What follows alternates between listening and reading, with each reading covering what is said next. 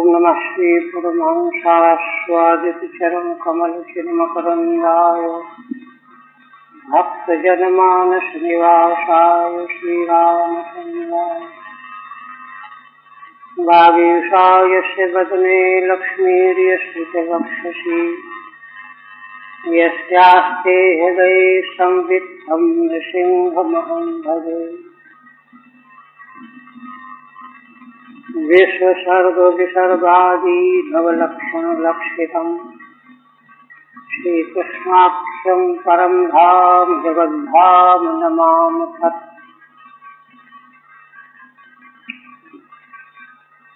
परम आदरणीय यति वृंद, भक्त वृंद एवं श्रीमद् भागवत के एकादश स्कंध के प्रथम अध्याय का आरंभ हो गया है।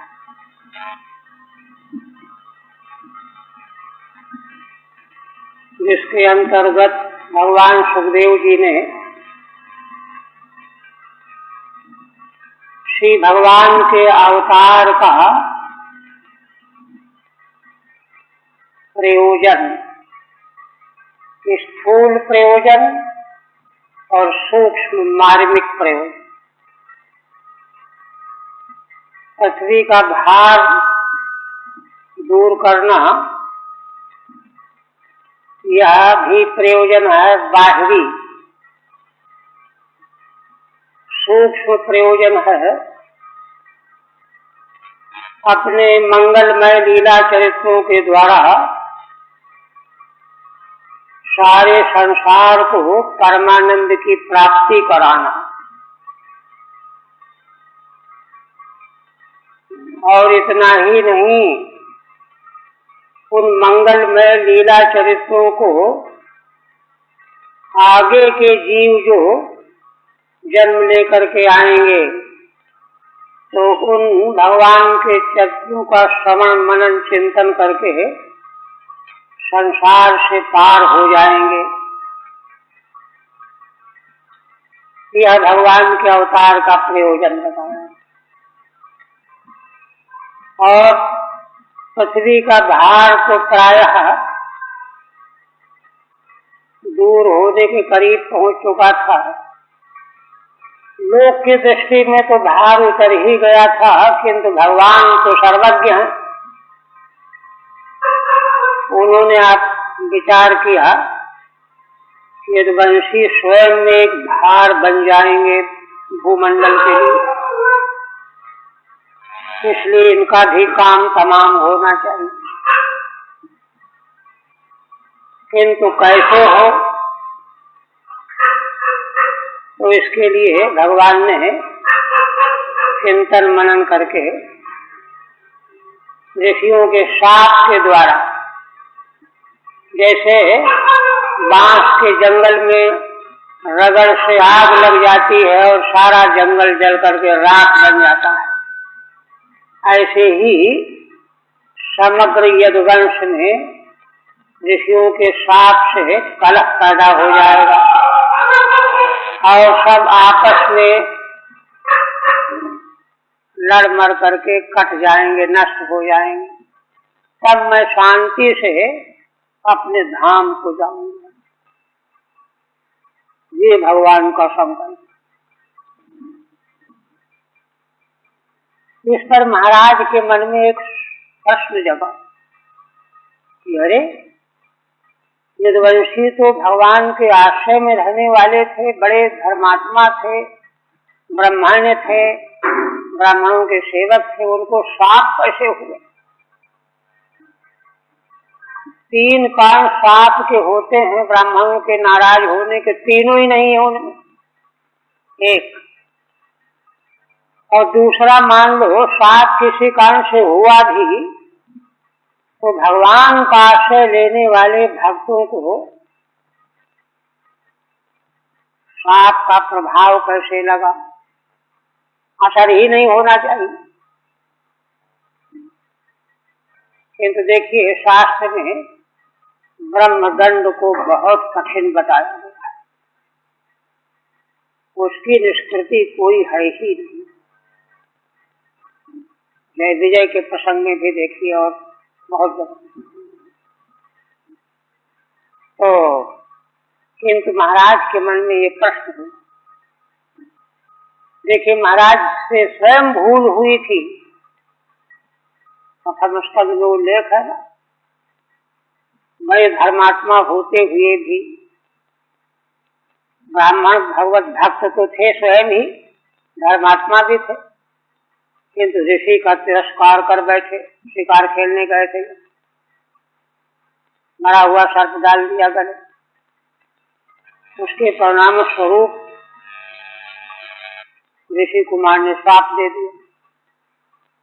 उनको मालूम है, स्मरण है, किंतु देखिए भगवान के लीला चरित्रों की रहस्यमयता देखना है। महाराज परीक्षित के संबंध में वही उल्लेख है कि उनको लौट करके जब आए हैं, देखिए तो बड़ा पश्चाताप हुआ, बेचैन हो गए। तो असर तो कलयुग का था जो सोने में था उनके मुकुट में, तो उसको उतार करके रखते ही उनको होश ठिकाने आ गया। इन दुर्घटना तो घट चुकी थी। उसके बाद उनको बहुत गिलानी हुई और तुरंत उन्होंने राजपाट त्याग दिया। यहाँ तक कह डाला कि आज ही मेरा यह ऐश्वर्य राज सब दग्ध हो जाए, जल जाए, जिससे कि दोबारा कभी महान पुरुषों के तिरस्कार की बुद्धि मेरे मन में न पैदा हो, शिक्षा मिल जाए, सब नष्ट हो जाए। तब तक ऋषि के शिष्य के द्वारा उनको श्राप का समाचार मिल गया, तो वे संतुष्ट हो गए। वहां महाराज का उद्गार है, महाराज परीक्षित। देखिए श्रीमद् भागवत का आद्योपांत परिशीलन हो, वहां वे कहते हैं कि देखो, जी वहां वर्णन करते हुए कहते हैं कि यह संसार और संसार के पदार्थ परिस्थितियां, इनका तो हे पहले से निश्चय किए हुए थे महाराज परीक्षित। हे तया विमर्शित पुरस्तादेव,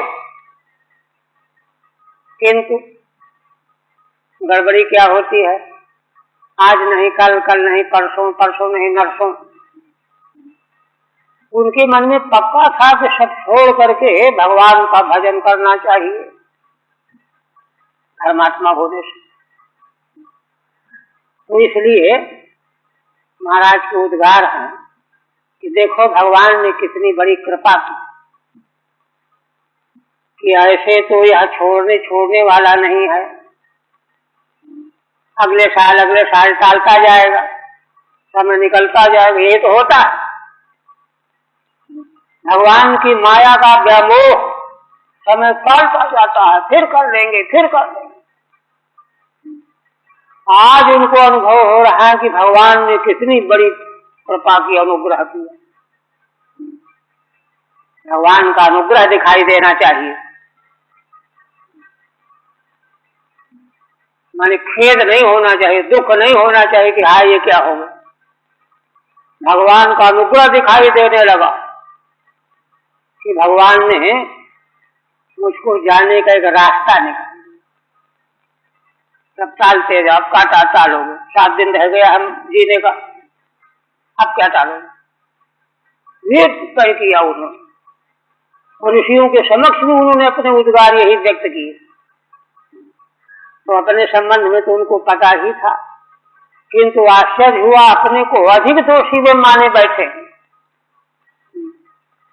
किंतु भगवान के भक्त यदुवंशियों से क्या अपराध हुआ, उनसे क्या गड़बड़ी हुई, ये जिज्ञासा का विषय। और दूसरा कि भगवदाश्रित होने पर भी श्राप का असर कैसे हुआ।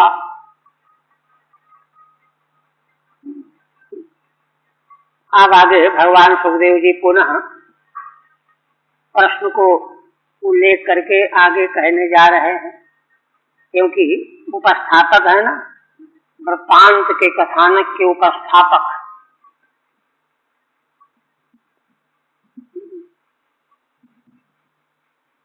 श्री सुखवाचो, महाराज के प्रश्न को सुन करके भगवान सुखदेव जी कहने लगे, देखिए भाव विभोर होकर के कहने लगे कि राजन, बिभ्रत बपु सकल सुंदर सन्निवेशम कर्माचरण भुवि सुमंगल माप्त काम आस्थाय धाम रममाण उदार कीर्ति संघर्तुमैच्छत कुलम स्थित कृत्य शेषः। देखिए भगवान के लीला व्रत जो हैं बड़े रहस्यमय होते हैं और अनंत भाव के समुद्र रूप होते हैं। इसलिए भगवान सुखदेव जी कहते हैं कि राजन, भगवान श्री कृष्ण सकल सुंदर सन्निवेशम बपुः बिभ्रत, भगवान उस विग्रह को धारण किए हुए हैं। भगवान का विग्रह, मंगल में विग्रह कैसा है? संसार के समस्त सुंदर सन्निवेश की आकृति है।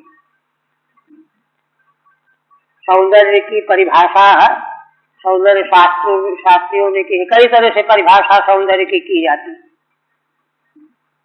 हमारे महाराज ने सुनाया था वाराणसी में एक बार कि कई तरह की परिभाषाएं हैं, किंतु एक परिभाषा यह है कि भाई देखिए, जो स्वयं कार्य जगत में पीछे उत्पन्न हुआ है वह वस्तु तत्व को कैसे जान पाएगा? इसलिए शास्त्रीय परिभाषा महाराज कहते हैं कि जो विग्रह जिस प्रकार का और जिस विग्रह के सारे अंग प्रत्यंग, आंख, कान, नाक, हाथ, पैर, पेट, पीठ जैसे होने चाहिए यथावत वैसे होने का नाम सौंदर्य। अगर उसमें कमी रह जाएगी जैसा होना चाहिए तो सौंदर्य में न्यूनता आ जाएगी। ये महाराज ने व्याख्या की। तो उसी प्रकार से भगवान का मंगल में बपू कैसा है? हाँ, माने सकल सौंदर्य का सन्निवेश का जो स्वरूप हुआ करता है, होना चाहिए, वही स्वरूप भगवान के विग्रह में। सकल सुंदर सन्निवेशम, सब प्रकार के सौंदर्य के सन्निवेश वाला भगवान का विग्रह है। उसको धारण किए हुए हैं लीला के लिए। और कर्माचरण भुवि सुमंगल माप्त काम। अब कोई सुंदर, बड़ा सुंदर स्वरूप ही हो, करता धरता ना हो कुछ, तो क्या मतलब? इसलिए दूसरी बात, वे भगवान ऐसा मंगल में विग्रह धारण किए हुए भूलोक में दिव्य कर्मों का आचरण करते हुए विराजमान है। कैसे कर्म? सुमंगलम, माने अरे गहरे कर्म नहीं, परम मांगलिक कर्म आचरण के द्वारा कर रहे हैं। तो कहते हैं अच्छा, उनको कोई कामना है क्या? जीव तो कुछ न कुछ मतलब निकाल करके कर्म में लगा रहता है, ये हो जाएगा वो हो जाएगा। तो भगवान कर्म क्यों करते हैं? प्रयोजन मनुष्य से मंदो पे न प्रवर्तते। तो भगवान का कोई प्रयोजन है क्या? तो कहा नहीं, आप्त काम, तो मंगल माप्त काम। भगवान को कोई कामना नहीं, समस्त कामनाओं से परिपूर्ण है भगवान। आप्त काम, पूर्ण काम, आत्माराम, परम निष्काम। और देखिए उसी के तो कर्म उज्ज्वल होंगे ही। जो गणित जोड़ करके कर्म कर रहा है, क्या करने से क्या मिलेगा, कितना मिलेगा, वे कर्म निर्मल नहीं हो सकते। उसको तो देखिए कवितव कहा प्रथम पद्य मंगल श्लोक, धर्म प्रोज्झित कवितव। कवितव माने फलानुसंधान, आशा, फल की आशा, कवितव। उसको पूरी तरह से झिटक दिया है जिन महान पुरुषों ने, कोई कामना नहीं। अवसर के बल पर वहाँ आचार्य कहते हैं कि मोक्षाभिसंधिरत निरस्ता, उज्जित काफी था, उज्जित कवितव। अवसर क्यों लगाया? का मतलब प्रकर्ष, प्रकर्षण उज्जित कवितव फलानुसंधानम, यही ये उसको कहते हैं पुरोज्झित कवितव। माने मोक्षाभिसंधिरत निरस्ता, उन महान आप्त काम पूर्व काम महान पुरुषों का यह धर्म का निरूपण है। श्रीमद् भागवत शास्त्र पारमहंस संहिता है। इसलिए भगवान तो है आप्त काम है, इसीलिए भगवान के सारे कर्म बड़े मांगलिक हो रहे हैं, मंगलमय होते हैं। अगर कामना का लेश है तो कुछ न कुछ मालिन्य आएगा ही आएगा। तो कहते हैं अच्छा आप तो काम भी हैं फिर भी कर्म कर रहे हैं, तो आखिर क्यों कर रहे हैं? कोई न कोई, अरे अपने लिए न हो तो दूसरे तो कहा, हाँ संसार के लिए भगवान के ये कर्म। कैसे? आस्थाय धाम रममान उदार कीर्ति, भगवान अपना धाम द्वारिकापुरी भगवान का निज धाम है, इसीलिए तो समुद्र में विलीन हो गई। निज धाम आस्थाय उदार कीर्ति, उदार कीर्ति, जिन भगवान की कीर्ति बड़ी उदार है, ऐसे भगवान उदार कीर्ति। देखिए गोस्वामी जी ने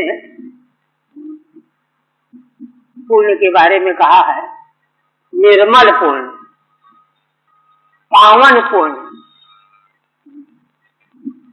माने जब तक निर्मल पावन पुण्य नहीं हम इकट्ठा करेंगे तब तक भगवान और भगवान के भक्तों का दर्शन नहीं होगा।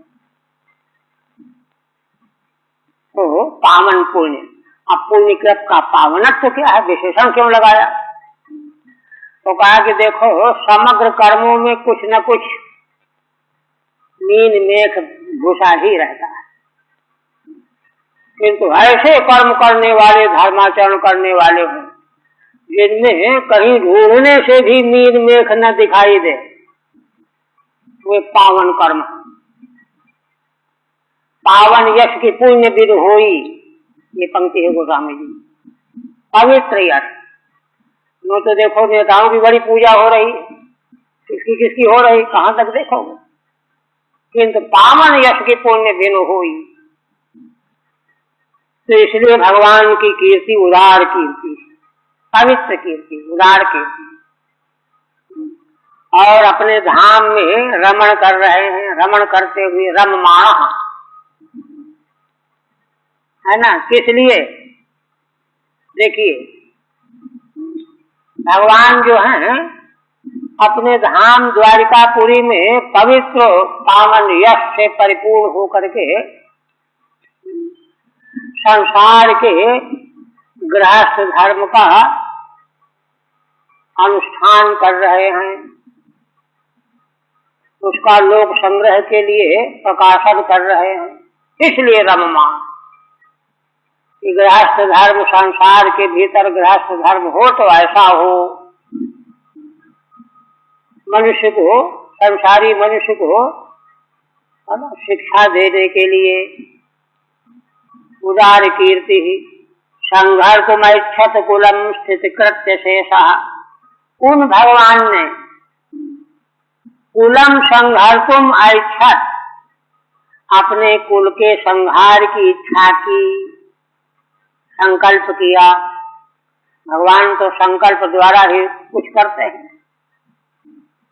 एक विशेषण और स्थित कृत्य शेषा, भगवान के यहाँ भूमंडल में, भूलोक में स्थित रहने के जो कारण थे, उन कारणों में एक कृत्य यही शेष रह गया था, बाकी तो सब हो चुका था, है ना। स्थिति के लिए जो कृत्य शेष क्या था?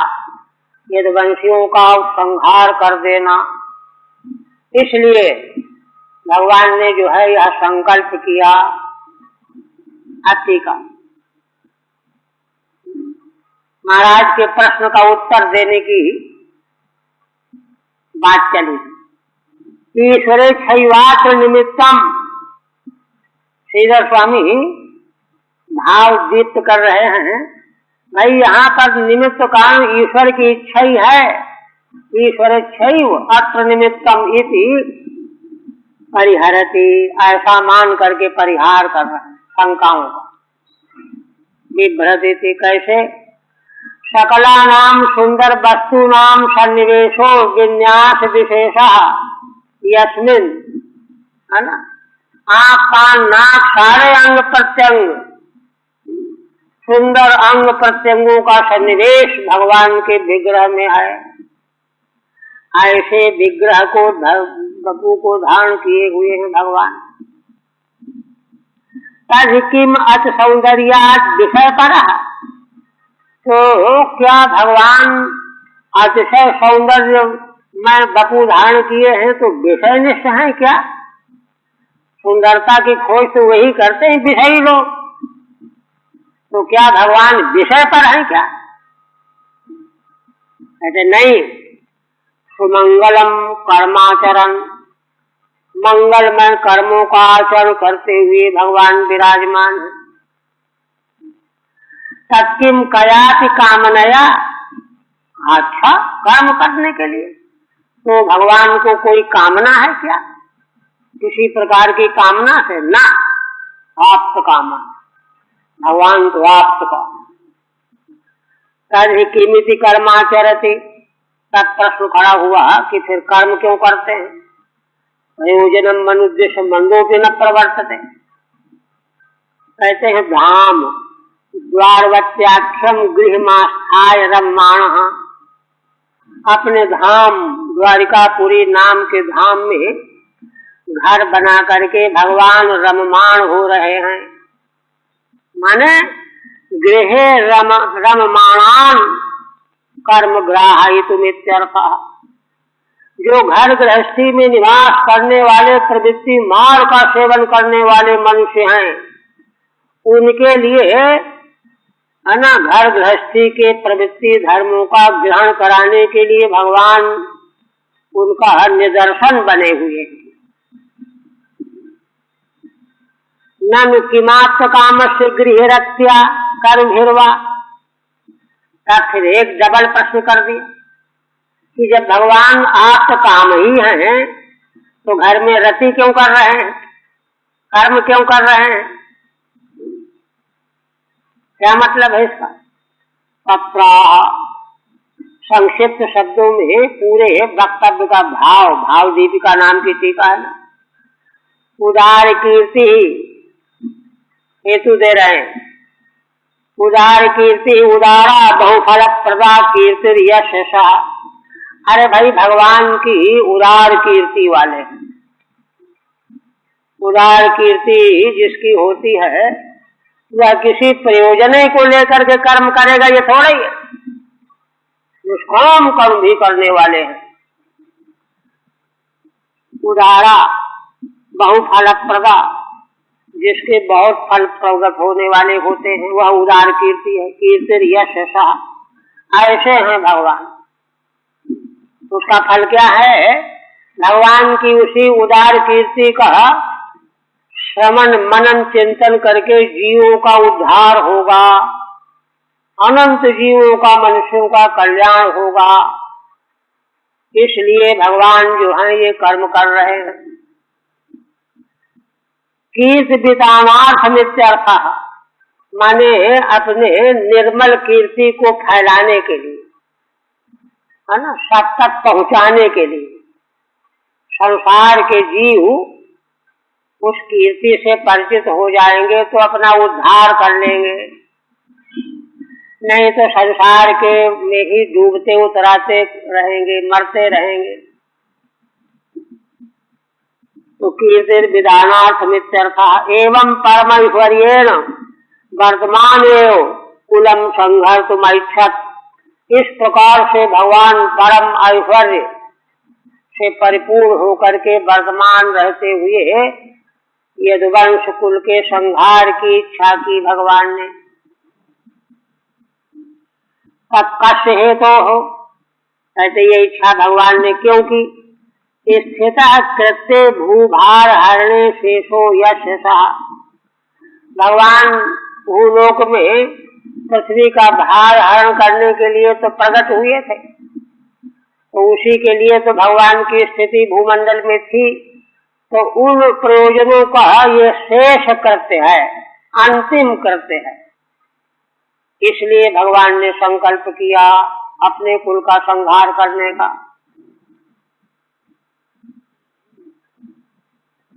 फिर कहते हैं, अब देखिए भगवान का जब संकल्प हो गया तो भगवती संकल्प ही चारों ओर सृष्टि में परिवर्तन उत्पन्न कर देता है। इसलिए आगे क्या हुआ फिर? कर्माणि पुण्य निबहानि सुमंगलानि गायन जगत कलिमलापहराणि कृत्वा कालात्मना निवसता यदुदेवगेहि पिंडादकं समगमन् मुनयो निसृष्टाः। भगवान सुखदेव जी कहते हैं कि राजन, भगवान संसार में रहते हुए पुण्यों को उत्पन्न करने वाले कर्म करने में लगे हुए थे। पुण्य निबहानि कर्माणि कृत्वा, पुण्य निबहानि माने भगवान के ऐसे कर्म हो रहे हैं जिनसे जैसे नदियों में जल की धाराएं बहती है ना, पानी भरा रहता है, वैसे भगवान के कर्मों में क्रियाओं में पुण्य बह रहा है, पुण्य बहाया जा रहा है। नदी में तो जल बहता रहता है। पुण्य निबहानि कर्माणि, एक विशेषण सुमंगलानि, बड़े मांगलिक, जिनका चिंतन करने से जीव का उद्धार हो जाए, वैसे कर्म करने लगे तब तो कहने ही क्या है। भगवान के मंगलमय कर्मों का स्मरण करने से जीव का उद्धार हो जाए, ऐसे मांगलिक करते हैं भगवान। कहते हैं कि जिन कर्मों को गायन जगत कलिमलापहराणि कृत्वा, भगवान के पुण्य निबह सुमंगल कर्मों का संसार के प्राणी जब गान करेंगे तो आगे तो कलयुग ही आएगा। तो कलयुग के आगे के जीव जब भगवान के उन मंगलमय चरित्रों का गान करेंगे तो कलयुग के मल का नाश हो जाया करेगा। इसलिए भगवान ने उन कर्मों को किया है, कृत्वा, करके। अब बस वही थोड़ा सा काम शेष है, इसलिए भगवान अभी स्थित हैं, है ना। कहते हैं कालात्मना निवसता यदुदेवगेहि।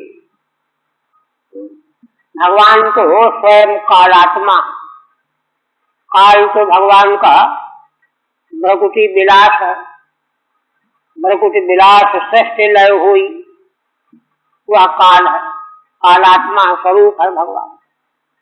ऐसे भगवान यदुदेव महाराज उग्रसेन के निवास स्थान में रह रहे हैं। उस समय भगवान ने बहुत सारे कर्म किए। अब कर्म देखिए, यज्ञ आदि कर्म जो हैं ये तो ऋषियों के द्वारा ही संपन्न होंगे ना। इसलिए उन कर्मों को करने के लिए भगवान ने जिन ऋषियों का आवाहन किया था, उन ऋषियों के द्वारा भगवान ने मंगलमय कृत्य करवाए और करवा करके ऋषियों का विसर्जन कर दिया।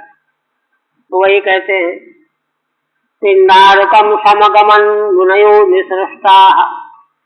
भगवान से जब विदाई मिल गई उनको, तो वे सारे ऋषि भगवान के द्वारा विदा कर दिए जाने पर पास में ही पिंडारक नाम का तीर्थ है, वहां चले गए। ज्यादा दूर नहीं था, पास में ही था। तो चूंकि भगवान का संकल्प जो था ना, उसको फलित करने के लिए उसी के अनुसार सब व्यवस्था होती चली जा रही है। ऋषियों के मन में भी आ गया कि एक दिन यही ठहर ले, बढ़िया स्नान करके फिर चलेंगे धर्म कर्म करके। तो वहां चले गए। ठीक है। श्रीधर स्वामी कहते हैं ईश्वरोक्षयोत्थितम ब्रह्म साप निमित्तम वक्तुमाह। भगवान की इच्छा से ही ब्राह्मणों का साप प्रकट हुआ था, है ना। उस निमित्त को यहाँ आगे प्रकट करते हुए कहने लगे कर्माणि कर्मार्थ माहूता, है ना। कर्म करने के लिए भगवान ने ऋषियों का आवाहन किया था और कर्म हो गए। यज्ञादि कर्माणि कृत्वा विशिष्टा मुनयः, ऋषियों को विदाई कर दी गई। पिंडारकम समगमन इत्यन्वयः, वे विदा होकर के सभी ऋषि पिंडारक तीर्थ में पहुंच गए। ये वाक्य कहते हैं विशिष्टा प्रस्थापिता पूर्वोक्ताम उदार कीर्तिताम विवरण कर्माणि दिशनस्ति, है ना। भगवान ने संकल्प पूर्वक ऋषियों को भी यही पिंडारक में रहना चाहिए। तो भगवान के संकल्प के पीछे सबके संकल्प वैसे ही बन जाते हैं। ऋषियों के मन में वही आ गया, चलो यहाँ रहेंगे 2-4 दिन से चलेंगे। कौन कहाँ, कोई उनको आवश्यकता तो होती नहीं। तो स्थापिता अपूर्वता उदार कीर्तिताम विवरण, अब भगवान की जो पहले उदार कीर्ति का संकेत किया गया है उसका विवरण कर रहे हैं, है ना। विवरण कर्माणि विशिनष्टि, भगवान के कर्म कैसे होते हैं, उदार कीर्ति भगवान के, तो उनको कहते हैं पुण्यानि। पुण्यानि माने पुण्यावाहानि इत्यादि त्रिभिः। पुण्य निवहानि 3 पद हैं। भगवान के मंगलमय कर्मों के विशेषण हैं। पुण्य निवहानि इत्यादि त्रिभिः पद, 3 पदों से भगवान के कर्म कृत्य जो हैं विशेषित किए जा रहे हैं। देखिए उसकी विवेचना करते हुए श्रीधर स्वामी स्पष्टीकरण देते हैं, विस्तार करते हैं। कहते हैं देखो, कांचित अश्वमेधादि कर्माणि पुण्यमेव जनयन्ति, है ना। वैदिक अश्वमेधादि कर्म कुछ ऐसे होते हैं जो पुण्य उत्पन्न करते हैं। समग्र वैदिक कर्मों में अश्वमेध यज्ञ कर्म जो है सबसे महान है ना, सर्वाधिक पुण्यशाली कर्म है। तो कुछ कर्म तो ऐसे होते हैं जो पुण्य में जनयंती। दूसरे पुत्रोपलालनादीन तु तत्काले सुखमेव कुर्वन्ति, किसी को भगवत अनुग्रह से पुत्र प्राप्त हो, उसके लालन पालन में आनंद पा रहा है, तो ये कर्म जो हैं सुख उत्पन्न करने वाले हैं।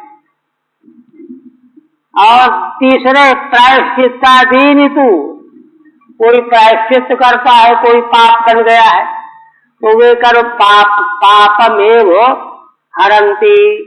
तीसरे प्रकार के प्रायश्चित कर्म केवल पापों का हरण करते हैं।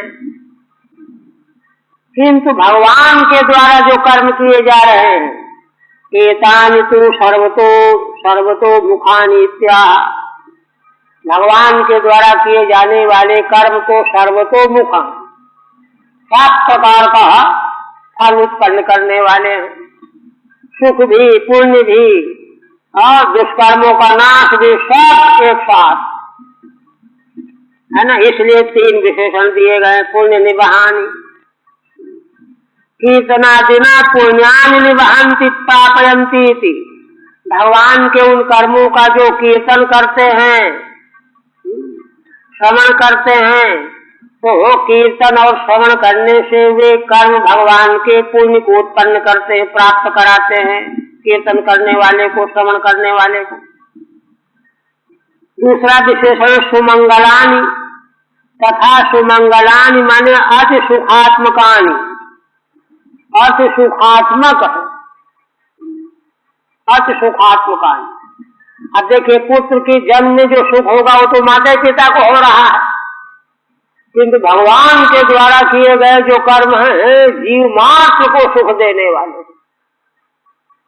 अति सुखात्मकानि सुमंगलानि। गायतो जगतः कलिमलापहराणि कृत्वा, गान करने वालों के संसार के सारे कलयुग के मलों का अपहरण करने वाले हैं, ऐसे कर्म किए हुए हैं भगवान के द्वारा, है ना? करके भगवान ने ऋषियों को विदा कर दिया। मुनि प्रस्थापने हेतु, मुनियों को भगवान ने वहां से प्रस्थापित किया, तो हेतु क्या है? कालात्मना संहारक रूपेण यददेव गेहे वसुदेव गृहे निवासता। कालात्मा है भगवान अंतर्यामी रूप से, माने काल जो संसार में विप्लव करता रहता है, जायते अस्ति बधते विपर्णमते अपक्षेते नश्यते, क्षय भाव विकार उसी के द्वारा तो किए जाते। तो कैसे करता है? अंतर्यामी रूप से भगवान की शक्ति वह काम करती रहती। तो वही कहते हैं संहारक रूपेण यदुदेव गेहे, यदुदेव वसुदेव जी के घर में निवास कर रहे, निवसता स्वकुलम संजीहिरसता इत्यर्था, क्योंकि अपने कुल का संहार करना चाहते हैं।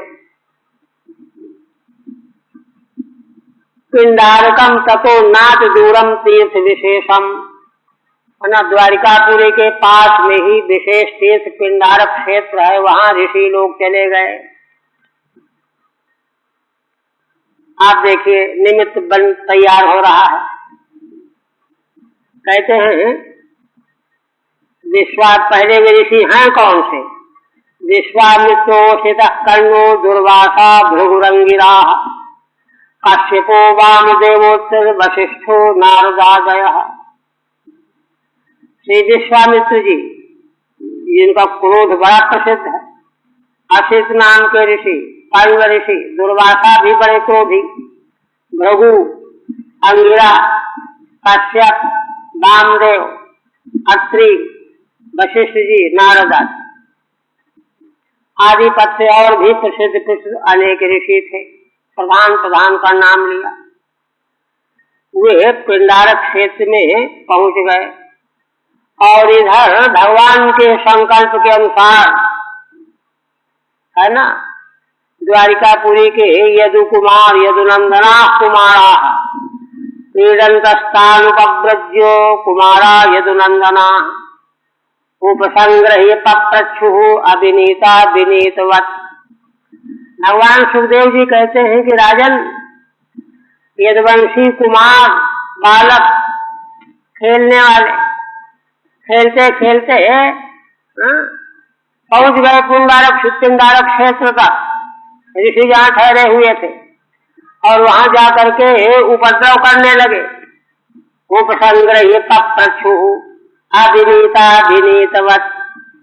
पहले तो जाकर के उन्होंने ऋषियों के पैर छुए, उपसंग्रही, सिर रख करके प्रणाम किया, है ना, विनीत की तरह से प्रस्तुत हुए। विनीत थे नहीं, छल कपट कर रहे थे, किंतु विनीत की तरह से स्वरूप उन्होंने प्रकट किया, चरणों में प्रणाम किया। और टीका में कहते उपसंग्रह माने पाद ग्रहण कृत्वा, ऋषियों का चरण स्पर्श किया। ते देशयित्वा स्त्री देशयि साम्बम जाम्बवती सुतम, ऐसा पृच्छति वो विप्रा अंतर्वत विशुतेक्षा।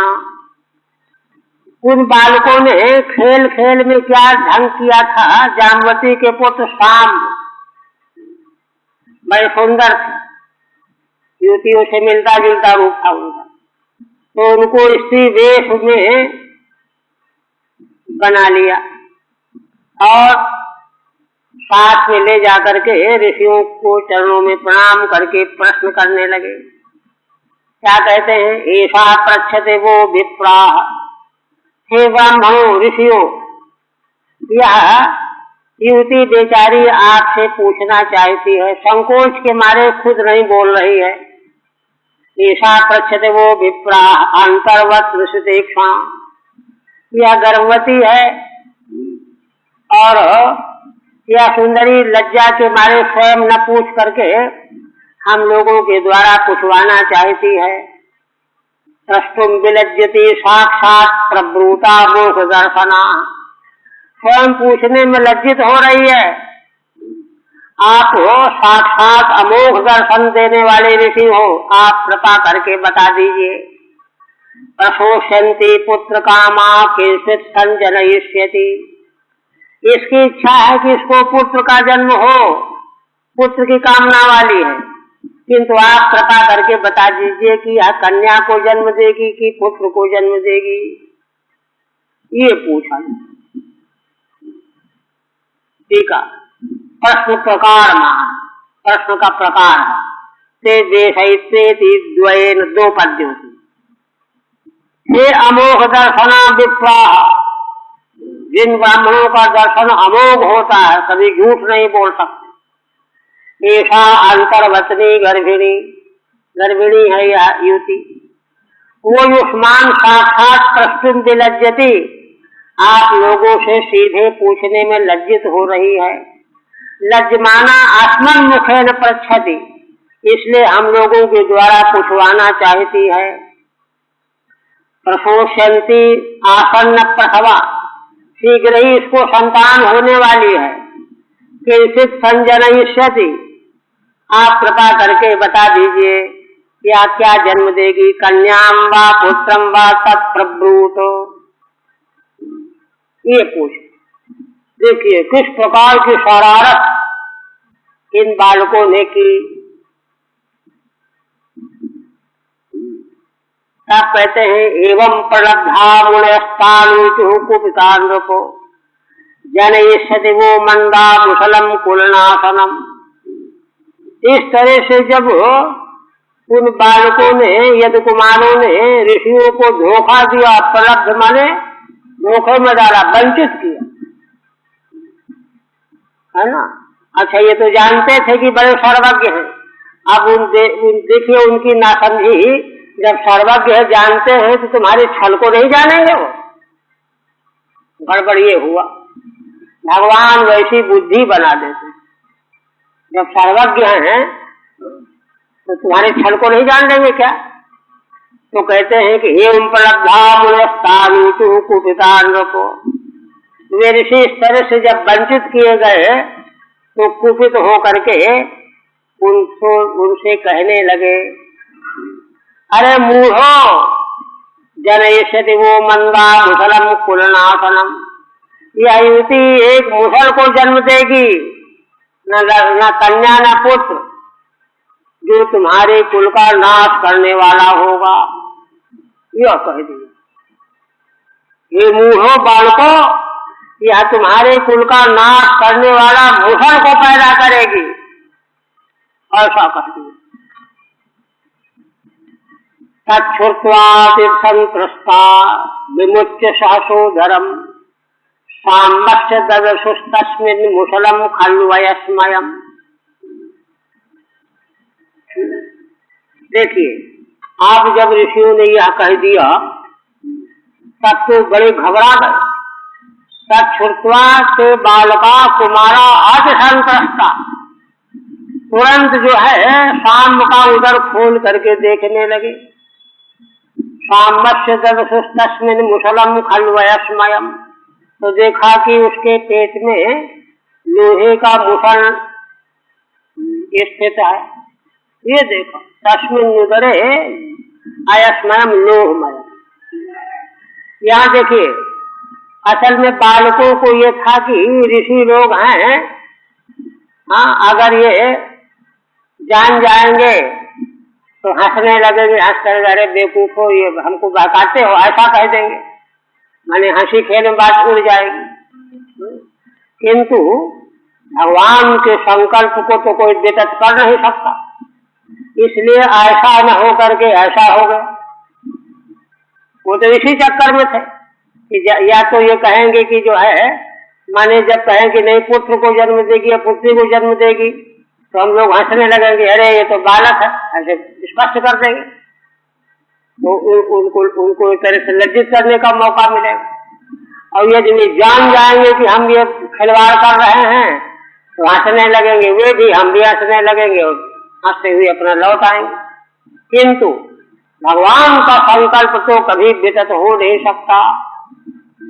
ऐसा न होकर के ऐसा हो गया, साप ही हो गया। अब तो उनको बड़ा खेद होने लगा। किम कृतम मंद भाग्यैर्न किम वदस्यन्ति नो जनाः इति विह्वलिता गेहा नादाय मुसलम ययुः। अब तो सब हाय हाय करने लगे, हाय यह क्या हो गया, हम लोग बड़े मंद भाग्य वाले हैं, हमने क्या कर डाला। किम वदिष्यन्ति नो जनाः, हमारे पूर्वज लोग, घर के लोग क्या कहेंगे, कहेंगे तुम लोगों ने ऐसी बेवकूफी की। ऐसा सोच करके वे सब बड़े घबरा गए, विवलित हो गए। गेहानादाय मुसलम ययुः, उस मुसल को लेकर के अपने अपने घरों को चले आए। देखिए, माने बालकों का चित्त में कोई अशुद्धि नहीं थी। नहीं तो क्या हुआ, देखिए, जो तमोगुणी स्वभाव के जो प्राणी होते हैं, वे एक चोरी को छिपाने के लिए 10 चोरी करेंगे। ठीक है, ऋषियों ने साथ दे दिया, उसको फेंक फांक करके वो किसी से कहना ही नहीं, छिपा जाएंगे। चोरी और वंचना तो जो है, जो रोम रोम जिसका वंचक बना, वो तो वंचना का कोई सीमा थोड़ी होती है।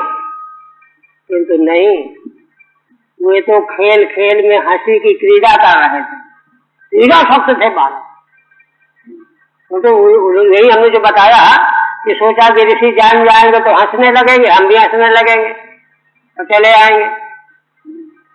और अगर कुछ कह दिया कि नहीं लड़की या लड़का वो जन्म देगी, तो हम अकेले हंसेंगे, तब हमारे हंसने पर उनको शक होगा। ये खेल था। हृदय से जो है वे कोई छल कपट वाले नहीं थे, वो तो भगवान के संकल्प से इच्छा के अनुसार जो है वहां बात ऐसी बन गई।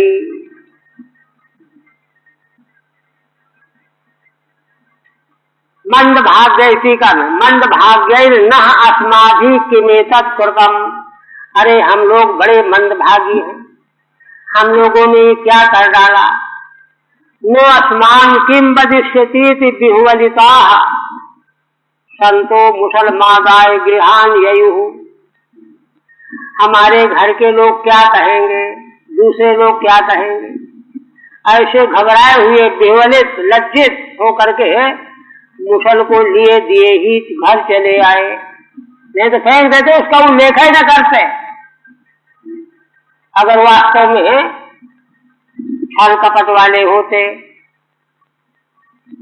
सच्चोपनीय सदसी बरिम्लाल मुखश्रियः राज्ञ आवेदयान चक्रुः सर्व यादव सन्निधौ। देखिए, यदुवंशी जो उनके पूर्वज थे, घर के लोग, उन लोगों से बताया जा करके स्वयं बालकों ने, आज ये हो गया, ऐसा हो गया, वैसा हो गया।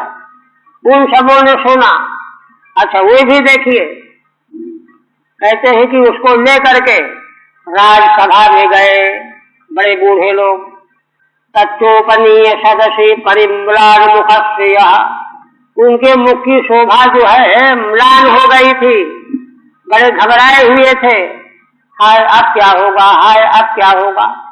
वह सारी परिस्थिति जो है उन्होंने महाराज उग्रसेन को सामने निवेदन कर दिया। राज्ञ आवेदयान चक्रुः सर्व यादव सन्निधौ। सभी यादव वीर वहां मौजूद थे राज दरबार में। सबके सामने उन्होंने वह सारी घटना का क्रम वर्णन कर दिया, बता दिया। देखिए, राज्य उग्रसेनाय न तो श्री कृष्णाय, भगवान श्री कृष्ण वहां थे भी नहीं और उनसे जाकर के कुछ भी नहीं बताया। देखिए यहाँ इसका भी रहस्य भगवान की संकल्प लीला है। भगवान अपने को छिपाए ही रखना चाहते हैं, ऊपर ऊपर से जो हो रहा है हो रहा है। इसलिए इन लोगों की बुद्धि में यह भी आया कि भगवान से बताना ठीक नहीं है, चलो महाराज को बताते हैं, इसलिए जा करके उन्हीं को बताया, है ना। न तो श्री कृष्ण आए।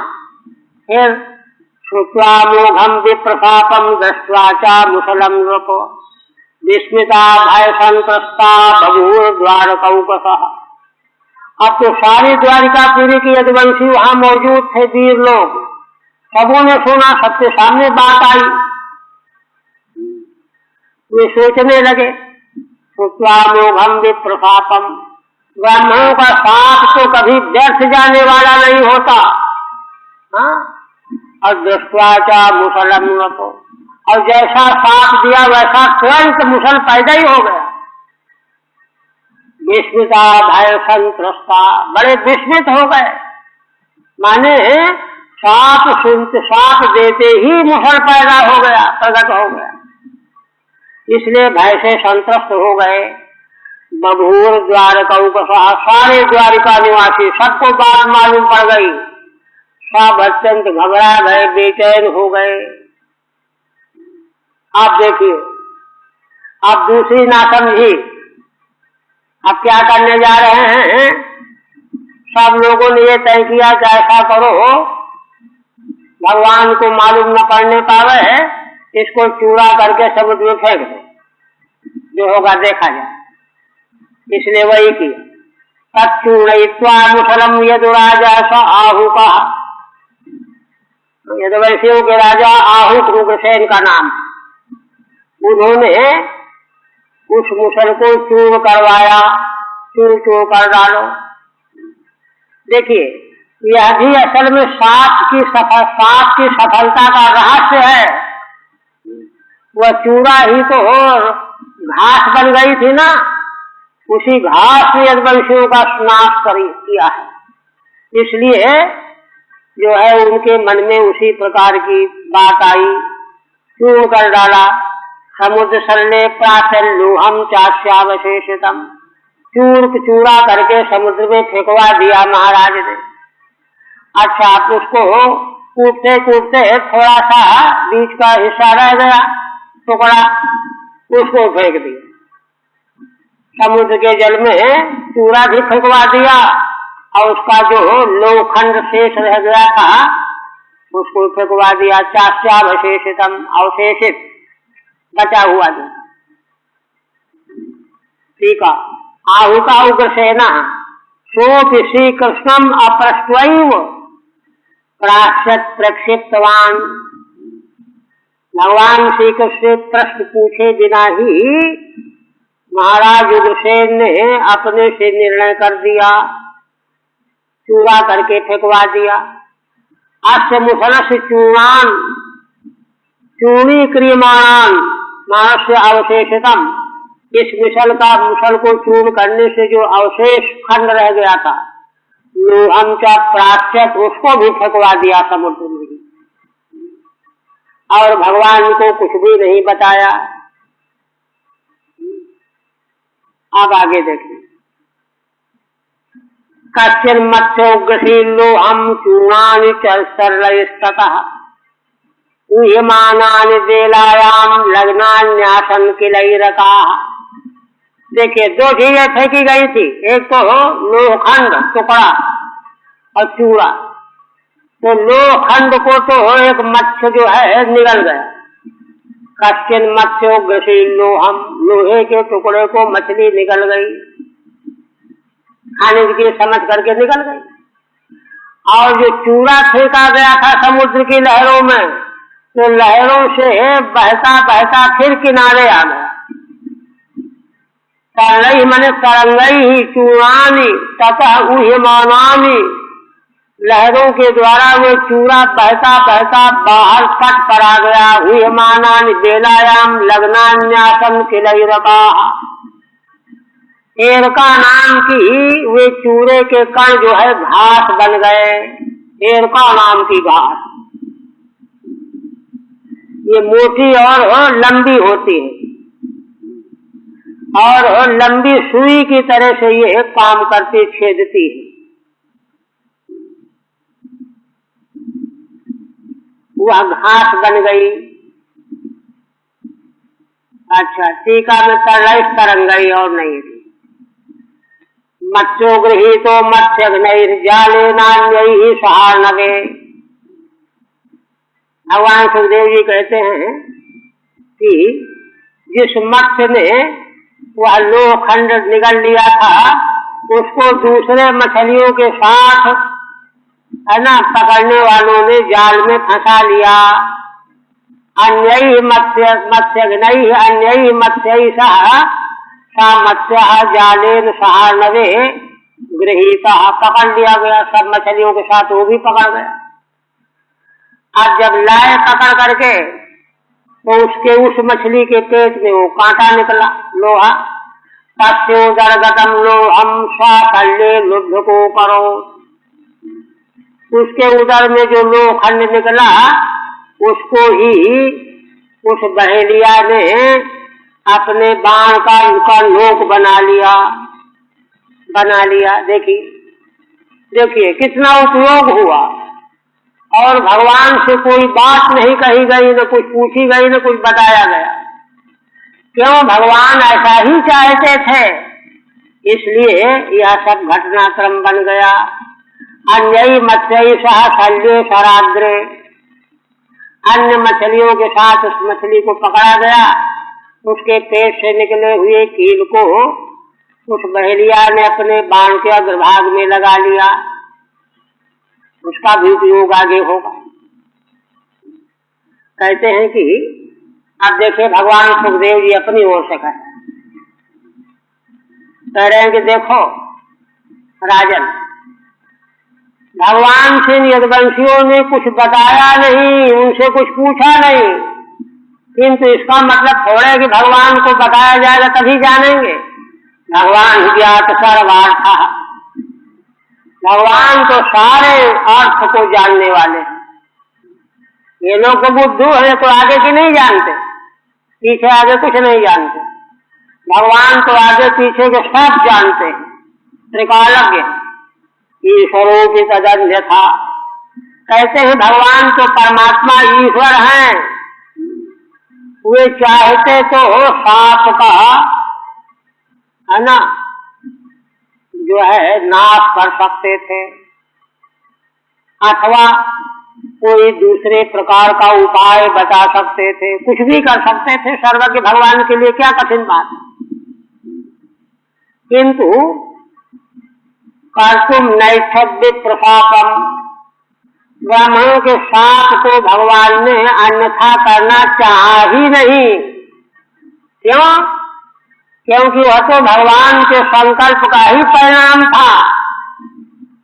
क्यों? काल रूपी अन्न मोदक, भगवान तो काल रूपी हैं। इसी काम के लिए तो भगवान अभी ठहरे हुए हैं, रुके हुए हैं। इसलिए भगवान ने ऋषियों के साथ का अनुमोदन किया और उसके बाद जो इन लोगों ने कुछ पूछा नहीं, बताया नहीं, उसका भी अनुमोदन कर दिया। उसके चूरे को समुद्र में फेंक दिया, उसका भी अनुमोदन कर दिया, ठीक किया। लोहे को फेंक दिया, उसका भी अनुमोदन कर दिया, सब अनुमोदन कर दिया। ये है भगवान की महिमा। माने इस तरह से क्या सिद्ध हुआ, सारे घटनाक्रम में के मूल में भगवान जो करना चाहते हैं वही होता। राम करा चाहे सोई होई, करे अन्यथा अस नहीं कोई। ये शास्त्रीय सिद्धांत है। ये जब सिद्धांत अच्छे तरह से हृदयंगम हो जाते हैं तो फिर भगवान के भक्त को संसार की घटनाओं से व्यामोह ज्यादा नहीं होता। क्योंकि उसको अपने भीतर ही समाधान मिल जाता है। वही तो हो रहा है जो होना चाहिए। क्या होना चाहिए? जो भगवान चाहते हैं कि ये हो, वही वही होना चाहिए और वही हो रहा है। इसका मतलब कोई हम इतने सर्वज्ञ तो नहीं है कि जो भगवान करना चाहते हैं, भगवान की इच्छा से हो रहा है, वो ठीक नहीं है। हम जो सोच रहे हैं ये ठीक है, ये तो नादानी है, अज्ञान है, मूढ़ता है। इस सत्य को हृदयंगम करना चाहिए। इसलिए केवल सन्मार्ग पकड़ करके चलते रहना। देखिए, इसीलिए हमारी वैदिक सनातन परंपरा में प्रचार करने के लिए बात नहीं कही गई। इसके लिए तो बात यही है कि जो है शिक्षण संस्थान बने हुए हैं और स्वयं जाकर के समझो। क्योंकि अगर अपना कल्याण स्वयं नहीं चाहते हो तो प्रचार तंत्र के द्वारा सुनाए जाने से क्या होगा? कुछ भी नहीं होगा, कुछ भी नहीं होगा। तो इसलिए ये वैदिक परंपरा है, सनातन परंपरा। यहाँ जो है, क्योंकि धर्म का तो प्रवाह जो है भगवान के द्वारा प्रवाहित है। भगवान जिस समय जैसा चाहते हैं, अष्टम स्कंध में भी, मनवंतर स्कंध में बहुत रहस्य की बातें वहाँ स्पष्ट करती हैं। वो 6 जो अंग कहे गए हैं, मनु पुत्र, सप्तऋषि, देवता, इंद्र, ये 6 है। सब पर, 6 पर किस तरह से काम करता है उसको दृष्टि में करने के बाद फिर मनगढ़ंत कुछ करने से कुछ भी होने वाला। बाकी उसको छोड़ करके चिंतन किए बिना मनगढ़ंत करना है, वहाँ अयु की विवेचना की गई अष्टम स्कंध। तो इसलिए यहाँ यह रहस्य, भगवान की लीला का रहस्य समझना चाहिए कि भगवान जो करना चाहते हैं अंततो गत्वा वही होता है और होके ही रहता है। तो ज्ञाता सर्वे अर्था ये न, कहते हैं कि भगवान के द्वारा सारे अर्थ ज्ञात किए गए हैं। स्व ईश्वरों की, क्यों नहीं? क्योंकि वो तो ईश्वर है, नियामक है। समर्थों की तन्नयम अपा अन्यथा कर तुम नैच्छत, किंतु भगवान ने ऋषियों के साथ को अन्यथा करने की इच्छा नहीं की। किंतु अपितु क्या किया? अनुमोदक, बहुत ठीक फेंक दिया न चूरा करके, ठीक ये की अनुमोदन की। तो एक महात्मा जा रहे थे, नदी पार कर रहे थे और लोग बैठे थे, वर्षा का समय था, नदी बड़ी हुई थी। अब धीरे धीरे नदी नाव पानी आने लगा। अब मल्लाह लोग घबरा गए, पानी फेंकने लगे। और महात्मा जो थे कमंडल से पानी नदी से लेकर के नाव में डालने लगे। ये देखा लोगों ने तो एक से डरा गया, हम महाराज, लेकिन लिहाज किया, संकोच किया, टोका टाकी नहीं करना चाहिए। थोड़ी देर के बाद मल्लाहों ने जब बड़ा परिश्रम किया तो देखा कि नाव संभल रही है, जो धार गहरी थी ज्यादा वहां से निकल रही थी। तो महात्मा जी को हुआ कि लगता है निकल जाएगी, तो नाव का पानी लेकर के बाहर फेंकने लगा। नाव से पानी बाहर, पहले नदी का पानी नाव में डाल रहे, अब नाव से पानी बाहर फेंकने। एक दिग्ग व्यक्ति से पूछा, महाराज ये आप क्या कर रहे? पहले तो आप नदी जब नाव डूबने को थे तो पानी जो है नाव में डाल रहे थे, और फिर जो है उसको बाहर करने लगे। अब देखो, अपने तो कुछ करने धरने वाले हैं नहीं। पहले हमको नासमझी जीव हैं, पहले हमको लगा कि भगवान इसको डुबोना चाहते हैं, तो उनके कर्म में हम सहयोगी बन गए, चलो डुबो दो। किंतु जब हमको मालूम पड़ा कि यह भगवान निकालना चाहते हैं, तो उनके निकालने में सहयोगी बन गए। इसलिए नाव का पानी हम बाहर करने लगे। कितनी गहरी बात है। क्योंकि देखिए समाधान का कोई और उपाय है नहीं तो व्यक्ति घबरा करके आत्महत्या कर डालेगा, चाहे तो मर जाए। ये सृष्टि के मध्य के जो समाधान है ज्वलंत प्रश्नों के, समस्याओं के, उन सबों के मूल में भगवान की इच्छा जो है इस प्रकार से प्रबल रूप में समझना पड़ेगा। हरि ओम तत्सत्। श्रीमद्भागवते महापुराणे नाम प्रथमोध्याय। और 5 थोड़ा सा उपक्रम कर देते हैं। अब एकादश स्कंध का प्रथम मौसल अध्याय, माने इसका पहले उपक्रम में श्रीधर स्वामी ने बताया है वैराग्य के लिए। देखिए, वैराग्य के बिना तत्व ज्ञान की बातें सुनने का अधिकार ही नहीं माना। बाज विरत बिन ब्रह्म विचारू, तत्व वैराग्य के बिना तत्व ज्ञान की बात केवल खिलवाड़ बन करके रह जाएगी।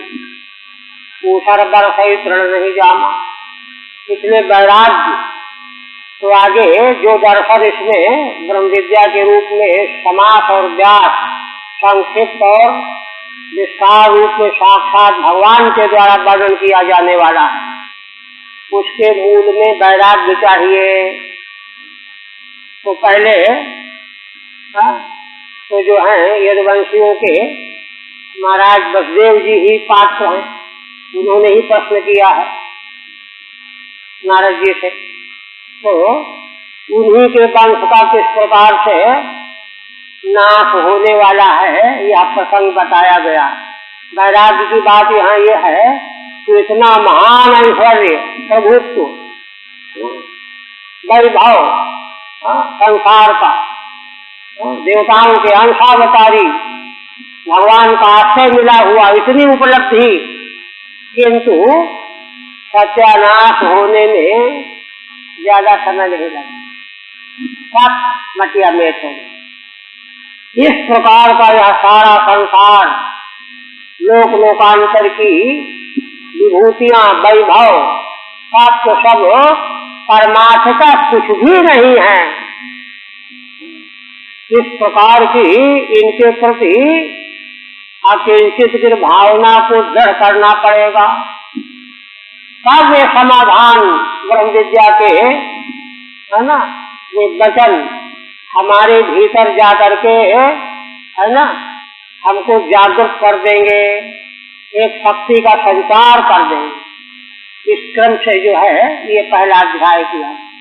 इसके बाद 4 अध्याय आगे आने वाले हैं, जिनमें तत्व विद्या, परमार्थ विद्या का संक्षेप में श्री नारद जी ने वसुदेव जी महाराज को सुनाया है।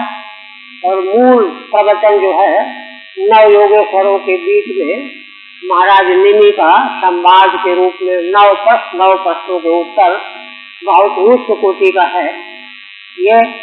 इसके बाद फिर विस्तृत रूप में 7वें अध्याय से 29वें तक 23 अध्याय में भगवान श्री उद्धव जी को उपदेश करेंगे। तो ये वैराग्य का प्रकरण प्रस्तुत कर दिया गया। अब आगे जो है ना, विद्या का उपदेश कल से आरंभ हो जाएगा। कल